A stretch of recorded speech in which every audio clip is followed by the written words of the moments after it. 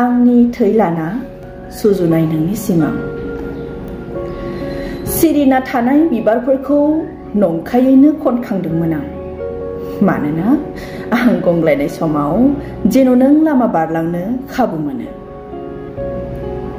गिबि खेब बिमा जानायनि मोनदांथिनि लाजिस्लुनाय नोंनि मोखाङाव बेरखांदोंमोन बेखौ आं नुदों गोसोखौ हमथा हायैयाव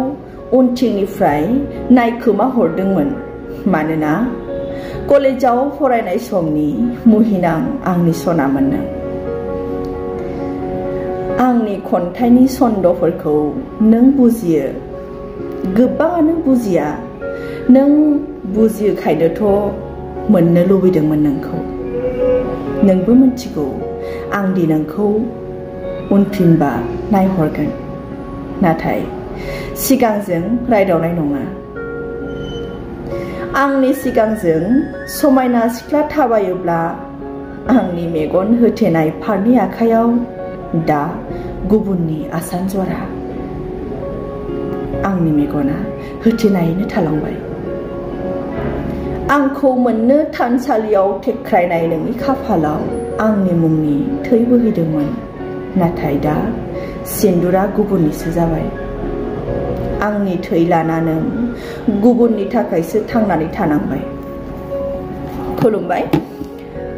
बे दोंसे खन्थाइया रङियानि आदा हेमेन बर' बिथाङा लिरनायमोन बिथाङा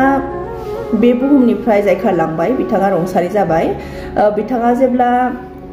रुंसारि जायाखैमोन अब्ला बिथाङा जोबोद मोजां मोजां खन्थाइफोर लिरोमोन बिथाङा आंनि फेसबुक फ्रेन्ड दंमोन दाबो हयथ' दङ हेमेन बर' बिथाङा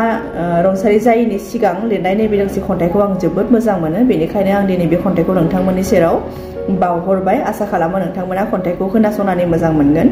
लोगोसेनो बिथांनि जिउमाया जाहाथे सोरगोआव आलो गोजोनै थाबाय थायो बेनि थाखायनो आं गसाइनि सेराव आरज गाबबाय गोजोन्थों